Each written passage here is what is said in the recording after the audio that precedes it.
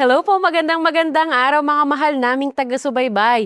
Ito pong muli ang gabay sa mabuting asal at ang topic na tatalakayin natin ngayon ay It's Okay Not to Be Okay, Replacing Toxic Positivity with Real Support. Para talakayin po yan, mga kasama po natin ang kapatid na Elmar Palapar. Hello po. Magandang araw din sa iyo, kapatid na Venice, at magandang araw po sa mga sumusubaybay po sa amin sa programang ito. Opo. So talakayin po natin yung toxic positivity kasi ngayon po ang dami na pong nagbabanggit po niyan. Ano nga po ba yan, kapatid na Elmore? So yung toxic positivity, kapatid na Venice, ay mula sa dalawang salita na toxic and positive. Pag sinabing toxic, siyempre, Dangerous. yes, dangerous, Poisonous. masama. Pag sinabi namang positive, mabuti, positibo, di po ba? Opo. So, ito po yung mga nasasabi natin sa isang tao na inaakala nating mabuti, makatutulong, pero yun pala, makapipinsala o makasasama. Kaya kailangan mabanggit po natin ano ba yung mga phrases na toxic positivity at ano yung mga phrases na gagamitin para hindi siya maging toxic. Yes. Opo. Kasi ang toxic positivity po, kapatid na Venice, ay isang paniniwala kasi yan na kahit anumang sitwasyon na naroon ng isang tao, halimbawa sa sitwasyon na dumadaan siya sa mga problema, nahihirapan siya, kailangan positive ka lang palagi. Masaya ka lang palagi, hindi ka dapat na malungkot, mali na umiyak ka. So anumang negatibong emosyon, kagaya ng nabanggit na natin, dapat hindi mo yan nararamdaman. So parang gusto niyang gawing maging manhid o robot yung kausap Parang niya? lumalabas na ganun na nga. Kasi nga, anumang negatibong emosyon, dapat hindi mo na-feel. Kailangan nakasmile ka, na masaya ka lang palagi, kahit na nakalulungkot o may problema kang pinagdadaanan. Usually sinasabi nila, positive lang. Yes. Layan, okay lang yan. Yes. Ganon. Pero linawin natin, ano po, kapatid na Opo. Binis, sa mga sumusubaybay po sa amin, iba kasi yung toxic positivity doon sa optimism. Yes. Kapag ka sinabing optimism, may positibo kang pananaw sa iyong buhay, pero naiintindihan mo na along the way, makakaranas ka ng mga problema, makakaranas ka ng mga hirap, masasaktan ka. Pero alam natin na, kapatid na Venice, normal kasi yan na napagdadaanan ng mga tao at kailangang pagdaanan natin yan para ma-accept natin yung ating sitwasyon, mag-grow yung tao at maingatan natin yung ating mental health. Yes, yun po yung optimism. Yes. Pero pag toxic positivity, dinedeny. Yes, i-deny mo ano man yung mga negatibong emosyon, Oo. 'di ba? Kalungkutan, 'di ba? O frustration. Dapat hindi mo nararamdaman 'yan. Isasantabi mo siya. Yes. Pero normal emotions kasi yun po, no? Kaya kailangan pala maging maingat tayo dun sa pagbitiw natin ng mga salita na akala natin nakapagpapalakas sa taong kinakausap. Pero yun pala, nakasasama Yeah, na. Kasi toxic positivity na siya. Ano po ba yung masamang epekto po ng toxic positivity?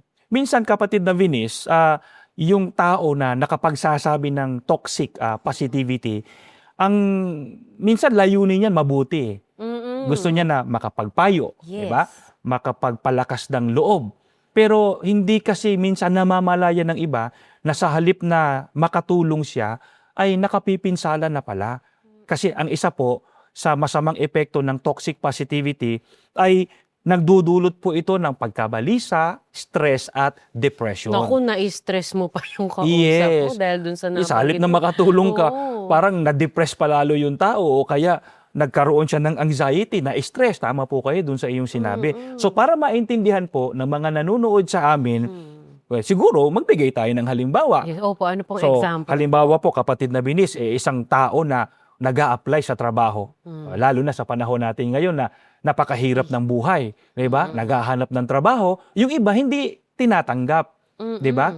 Lalo na siguro, kapatid na Binis, kung ang dami na niyang in-applyan, Ilang beses na. ilang beses din siyang hindi Tapos tinatanggap. ano po yung sasabihin sa kanya na toxic positivity? Yes, halimbawa po ay sasabihin sa kanya na huwag kang ganyan, huwag kang malungkot.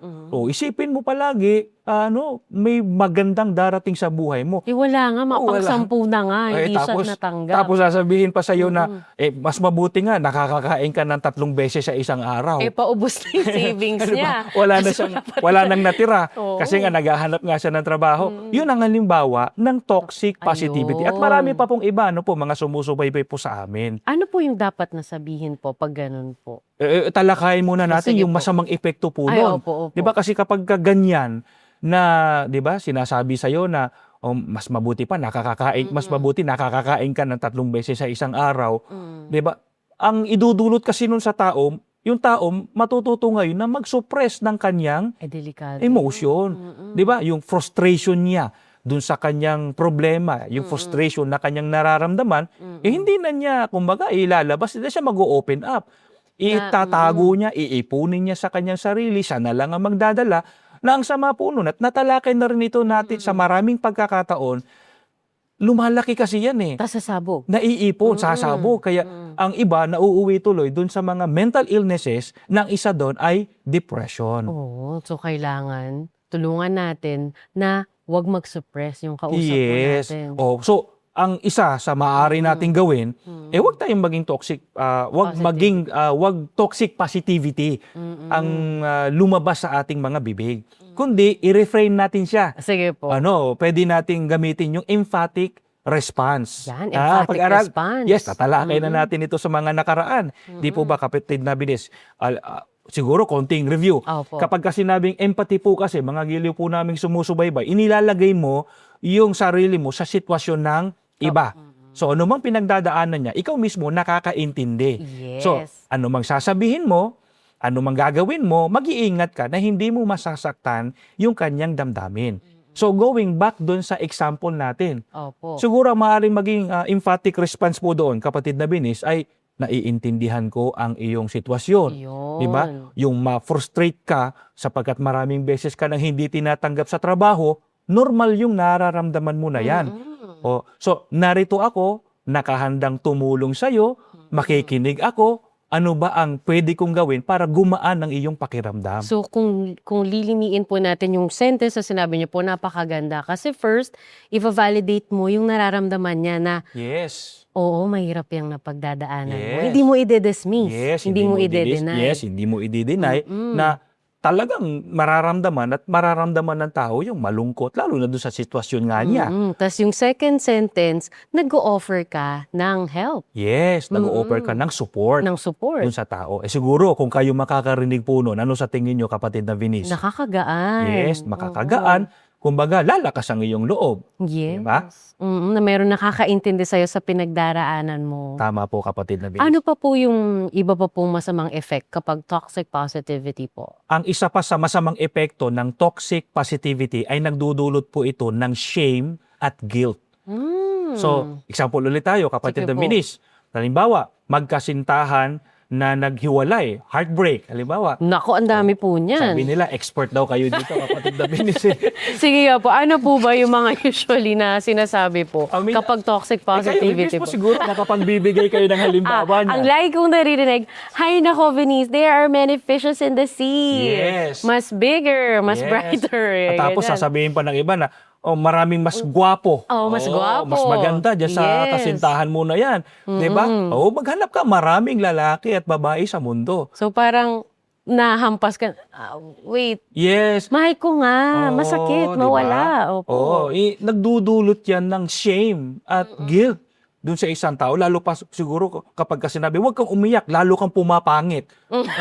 Di ba? Parang, Na-confuse ka pa, Yes. ay kaya pala niya ako iniwan kasi yes, pangit ako. parang nagdudulot nga siya ng shame at saka guilt dun sa isang tao, which is nakasasama.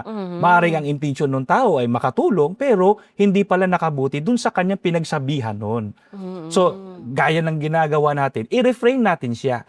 So, sa halip na toxic positivity, maging empathic po yung ating response. Opo. So, ano pwede nating sabihin na para maging empathic tayo?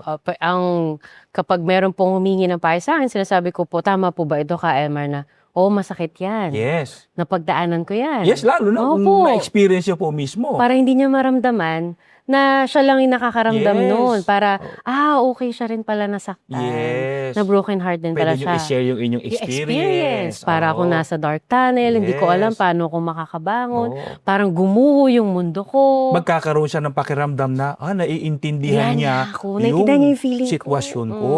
Di ho ba? Tapos, pwede nyo pang sabihin, kapatid na Vinis, na narito lang ako.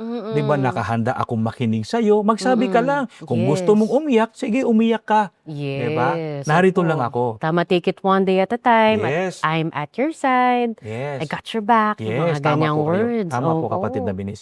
Pero ka Elmar, yung iba kinakailangan daw sabihan ng masasakit na salita. Yung medyo may kurot yung kasi sabi nila the truth hurts para daw magising sa Yes. katotohanan. Paano po yun? Mabuti po at nabanggit po ninyo yan, kapatid na Vinis, kasi alam naman natin na may mga tao talaga na kailangan lang makarinig ng masasakit na mga salita, mga hindi ka nais-nais Para na daw salita. eye-opener. Yes, para kahit papaano eye-opener o matauhan siya.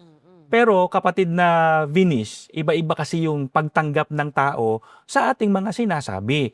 Maaari siguro, yes, 'di ba? Natauhan siya.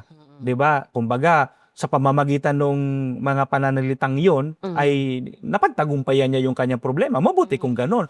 Pero paano kung hindi? Paano po kung halimbawa nakapinsala pa sa kanya yung toxic Dinibdib niya yung sinabi yes, mo. dinidib niya, 'di ba? Nag-suppress siya ng kanyang mga nararamdaman dahil nga toxic positivity ang dating sa kanya. Kasi kapatid na Vinis at mga sumusubaybay po sa atin, hindi kasi natin alam yung iniisip ng tao. Di ba? So to be on the safe side, iwasan na natin yung toxic positivity. At Yung emphatic response na yes, lang. tama po. Maging emphatic tayo doon sa ating mga responses. Kasi alam niyo po, ang isa pa sa masamang epekto ng toxic positivity ay mararamdaman ng isang tao na hindi siya naiintindihan. Nako. Opo, siguro magbigay na naman tayo ng halimbawa, kapatid na Vinis, isang nanay, 'di ba? Galing sa trabaho, naghahanap buhay, uuwi siya ng bahay, mag-aalaga siya ng kanyang anak, magluluto siya para sa kanyang pamilya. Tapos, halimbawa, magsasabi siya ng problema dun sa isang tao. Ang sasabihin ng tao sa kanya ay, "Di, dapat nga. Kasi may trabaho ka. Oo, dapat nga magpasalamat ka may blessings ka 'Di ba? May anak ka, may trabaho ka pa." Iba nga walang anak. Oo, totoo nga. Yung iba, mas mabigat pa yung problema sa pinagdadaanan mo. Dapat maging masaya ka. Ayun, halimbawa yan ng toxic. Na-deny na naman yung Yes, feeling. na-deny na naman yung kanyang feelings. Na-dismiss. Kung tutuusin, sa unang tingin, dapat nga naman magpasalamat siya, di ba? Kasi meron siyang anak, meron pa siyang trabaho. Pero kasi, maaari din na makapinsala yun sa kanya. Sapagkat iisipin nung taong yun, minamaliit yung kanyang problema. O, dina-downplay. Dina-downplay, di ba? Lalabas na hindi siya naiintindihan nung taong nagsabi nun sa kanya. Pero yung ganung tao na nagsabi, she's crying out for help. Yes. So, kailangan attentive tayo doon na, naglabas na siya nung ano niya, may problema. Yes. Maramdaman nung tao na, kumbaga, nakasupport siya. Diba? Kaya siguro, ang tama na maging response natin doon sa taong yon, halimbawa, ay, naiintindihan ko yung sitwasyon mo. Mahirap talaga na maging nanay. Pagsabayin. Pagsabayin, ang dami niyang responsibilidad Tapos, pwede nating i-acknowledge na natutuwa ako sa'yo kasi sa kabila niyan, nagsisikap ka para sa iyong pamilya. So, may acknowledgement. Yes. Tapos, pwede mo rin sabihin na, ano ba yung pwede kong gawin para kahit papaano gumaan yung iyong pakiramdam at makatulong ako sa'yo.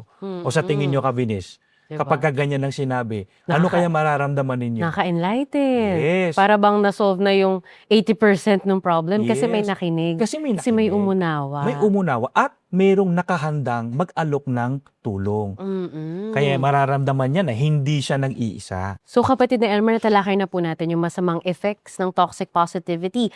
Para maiwasan po yun, paano pa po yung dapat gawin para mas maging empathic po? Ang isa po sa maaaring pwedeng gawin, kapatid na Vinis, at ng mga sumusubaybay po sa atin, ay pause and listen genuinely. So pag sinabing pause, tigil ka muna. Ibig sabihin, makinig tayong mabuti. Unawain natin yung sitwasyon ng isang tao. Kasi ang toxic positivity, kapatid na Vinis, ay kumbaga nagiging padalos-dalos sa kanilang pagsasalita.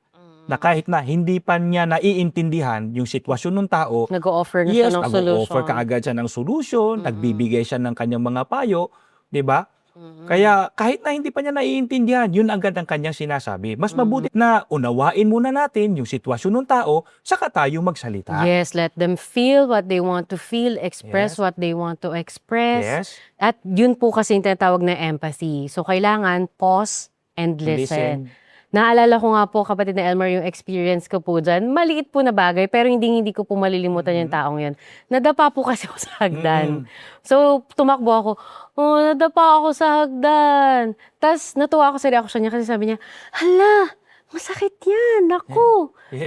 Parang nawala yung sakit kasi Ah, ay. Di ba Naiintindihan po, ka. ang liit na bagay, pero sabi nga po sa nabasa ko, people can forget what you say, but they will remember how you made them feel. Yes, So yun po yung napakaganda kailangang nun. maramdaman nung tao sa atin na talagang sincere Mm. yung reaction at yung pakikinig po natin. Yes. At saka umuugnay yan dun sa pangalawang maaring gawin para maging empathic tayo, yung Ano po yun? acknowledge and validate emotion. 'Di ba sabi nga doon sa halimbawa nyo, 'di Mm. ba? Ang sakit niyan. O, 'di ba? So vina-validate na talagang masakit talaga yung iyong naramdaman. Eh di lalo na siguro doon sa mga dumadaan sa mga problema. Sa mga halimbawa natin kanina, 'di ba? Opo. Nabanggit natin na naiintindihan ko yung iyong pinagdadaanan, normal sa tao ang ma-frustrate, 'di ba? Normal sa tao ang umiyak. So bina-validate mo yung experience, yung emotion ng isang tao. Makatutulong kasi yung kapatid na Vines kasi lumalabas, naiintindihan mo yung kanyang pinagdadaanan. Yes. So kailangan rin po ng patience Yes. pag nakikinig tayo. Yes. Talagang listening attentively Yes. doon sa ating kausap. Ano pa po yung iba pa pong pwedeng gawin po? So, isa pa ay avoid comparison and minimization. So, iba kasi parang minimenos yung problema. Yun. 'Di ba? Parang mas madami pang, mas mabigat ang problema kaysa sa iyo. Na para bang yung problema niya maliit lang. Kasi hindi naman talaga pare-pareho tayo, kapatid na Binis. Magkakaiba kasi tayo eh. Sabi nga, avoid comparison. Yes. Yung kaya ng iba, maaari sa iba yon. Sa'yo, Malaki hindi. na yung Oo. problema mo, sa tingin ng iba napakaliit, pero sa'yo, yun na yung umiikot sa mundo mo eh. Yes. Yun na yung sobrang sakit para sa'yo. So, kailangan wag natin ida-downgrade o ida-downplay yung mga tao na nakakaranas ng Yes, problema kasi na nga magkakaiba. Yes, Iba-iba ng magkakaiba. experiences, ng upbringing. Maraming factors yan eh. O, kaya Iba't ibang dapat, pagtanggap. yes, maging maunawain tayo dun sa isang tao na nagsasabi sa atin ng kanilang problema. Okay, so pause and listen. Pagkatapos, acknowledge and validate yung emotion. Yes. At avoid comparison. Yes. Huwag magda-downplay. Yes. Huwag ikukumpara yung problema. Yes, Okay. tama po, kapatid Ano na pa po yung next po? Isa pa po ay mag-offer tayo ng support. So maaari sa pamamagitan ng pag-aalok ng tulong. So yung halimbawa natin kanina na ano ba ang maitutulong ko sa iyo. Yan. Ang totoo, kahit na hindi ka mag-offer ng tulong eh, yun lang nandun ka at nakahanda kang makinig. Diba, halimbawa natin kanina, narito lang ako, nakahanda akong makinig sa'yo. Diba, magsabi ka lang ng iyong problema, pakikinggan kita. O diba, Ang sarap po emotional nun. support kasi yun eh. Kahit hindi ka nagbigay ng material na support. Yes. Pero yung emotional support, napakalaking bagay po yun sa isang taong mayroong pinagdadaanan.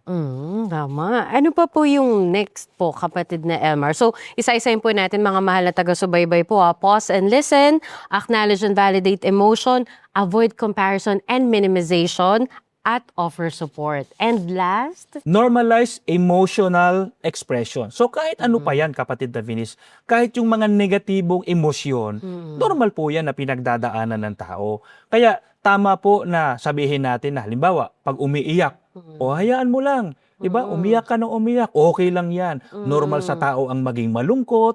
Normal sa tao ang masaktan. Talagang pinagdadaanan ng tao kailangan yan. pagdaanan. Kailangan nating i-normalize po yun. Hindi ka gaya sa toxic positivity na mali na maranasan mo yan. Hindi ka dapat na umiyak. Hindi ka dapat na maging malungkot. Yun po ang mali. Oo. No? Kasi talagang napagdadaanan kasi ng tao, i-normalize natin kahit yung mga negatibong emosyon.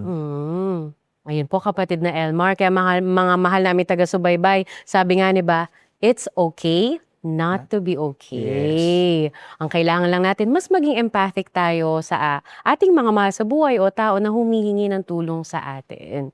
Kaya, kapatid na Elmar, maraming salamat po sa inyo pong mga sinabi, mga tips para mas maging empathic pa tayo sa Yes. ating mga responses. At alamin naman po natin sa susunod po na parte ng ating talakayan, ano po ang sinasabi ng banal na kasulatan ukol po sa pagbibigay ng empathy sa ating kapwa. Magbabalik po kami.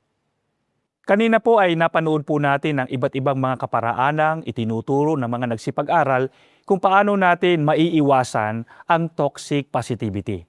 Higit po sa lahat ay ang Biblia. May tinuturo po sa atin ang mga salita ng ating Panginoong Diyos para nang sa ganon, sa halip na makapinsala, ay lalo tayong makatulong sa mga taong pinanghihinaan ng loob. Kagaya po ng mababasa po natin sa Santiago 1:19, ganito po ang sinasabi ng Biblia.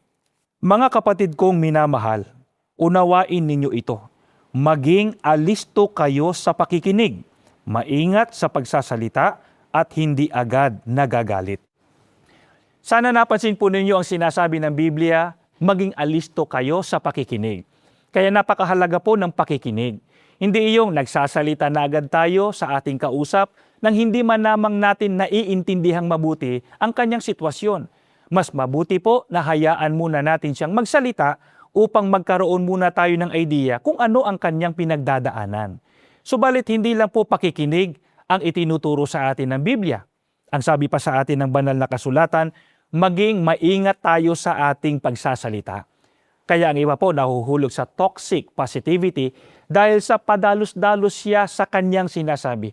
Hindi muna niya iniisip ng mabuti ang kanyang sasabihin. Marahil ay iniisip niya nakatutulong siya o nakapagpapalakas ng loob, subalit nakapipinsala na pala. Kaya ang payo sa atin ng Biblia, maging maingat sa pagsasalita. Kaya bago po natin sabihin ang isang bagay, isipin po muna nating mabuti. Makatutulong ba tayo? Makasasakit ba tayo ng damdamin? Sa ikagagaan ba o sa ikabibigat ng ating sasabihin? Ang sabi nga po, think before you speak. Ano ang maingat nating dapat na sabihin upang makatulong tayo lalo na po doon sa mga pinanghihinaan ng loob dahil sa iba't ibang suliranin? Pakinggan po ninyo at ganito ang ating mababasa sa aklat po ng Efeso 4:29, ganito po ang sinasabi. Huwag kayong gumamit ng masasamang salita, kundi iyong makapagpapalakas at angkop sa pagkakataon upang makapagdulot ng mabuti sa mga nakakarinig. Ang sabi po sa atin ng Biblia, huwag tayong gagamit ng mga masasamang salita, kundi iyong nagpapalakas ng loob. Kailangan po ito lalo na ng mga nanghihina bunga ng iba't ibang suliranin. Ito sana ang mamutawi sa ating mga bibig, mga salitang nakapagpapalakas ng loob ng ating kapwa. Ano po ba ang isa sa nakapagpapalakas ng loob sa ating kapwa, lalo na po sa mga dumadaan sa mga hamon ng buhay? Pakinggan po ninyo at ganito ang ating mababasa. Sa Galacia 6:2, ito po ang nakasulat. Magtulungan kayo sa pagbuhat ng pasanin ng bawat isa. Sa gayong paraan ay matutupad ninyo ang kautusan ni Kristo. Ang isa po sa nakapagpapalakas ng loob sa taong nahihirapan ay ang maramdaman niyang may nakahandang tumulong sa kanya. Kaya nga po ang payo sa atin ng Biblia, kagaya ng inyong narinig, magtulungan kayo sa isa't isa. Sa gayon po, iisipin ng tao, hindi siya nag-iisa. Meron siyang masasandalan, meron siyang malalapitan. Ang totoo po, hindi man tayo makapagbigay ng material na tulong sa isang taong nahihirapan, subalit yung maramdaman po niya na nariyan tayo, nakahandang makinig at magbigay ng emotional support, napakalaking bagay po yun para mapalakas natin ang loob ng ating kapwa. Sana po ay muli kayong nakinabang sa pamamagitan ng mga salita ng Diyos sa programang ito ng Iglesia ni Cristo, ang Gabay sa Mabuting Asal. Magbabalik po kami. Nagbabalik po ang Gabay sa Mabuting Asal at bago po tayo matapos, kapatid na Elmar, Opo. ano po ba ang takeaway natin sa araw na ito? Gusto lang nating bigyan ng diin, kapatid na Vinis, at ng mga sumusubaybay po sa atin, na anumang negatibong emosyon na ating napagdadaanan o nararamdaman, normal po ang lahat ng yan. So normal po ang maging malungkot, normal po ang umiyak, normal po ang makaranas ng iba't iba pang mga negatibong emosyon. Huwag po nating pipigilan ito. Kailangan lang kasi, di ba, may mga pagkakataon, kapatid na Binis, pag nailabas mo na kasi lahat yan, umiyak ka na, gumagaan yung ating pakiramdam. So sana din, at may dagdag na rin natin, na sana makatulong po yung iba, yung ating kapwa, yung mga mahal natin sa buhay. Mag-ingat tayo doon sa ating mga sasabihin sa mga taong nagsasabi sa atin ng kanilang mga problema. makinig tayong mabuti, magkaroon tayo ng empathy para wag tayong mahulog sa toxic positivity. Yes po, kapatid na Elmar, tama po yung nabanggit niyo po talagang I totally agree. Kaya para po sa atin na nakikinig po sa taong napanghihinaan ng loob, may problema, kinakailangan ng tulong, sana po ang mabanggit po natin ay yung nakapagpapalakas ng loob nila at lalo na ipaalala natin sa kanila ang mga salita ng Diyos na ang ating Panginoong Diyos ay lagi pong handang makinig sa anumang pong mga problema na ating pagdaraanan dahil sa Kanya walang imposible. Kaya maraming salamat po mga mahal naming taga-subaybay sa inyo pong patuloy na panonood dito po sa Gabay sa Mabuting Asal. Sana po sa susunod na episode ay makasama po namin kayo dito lang sa Gabay sa Mabuting Asal.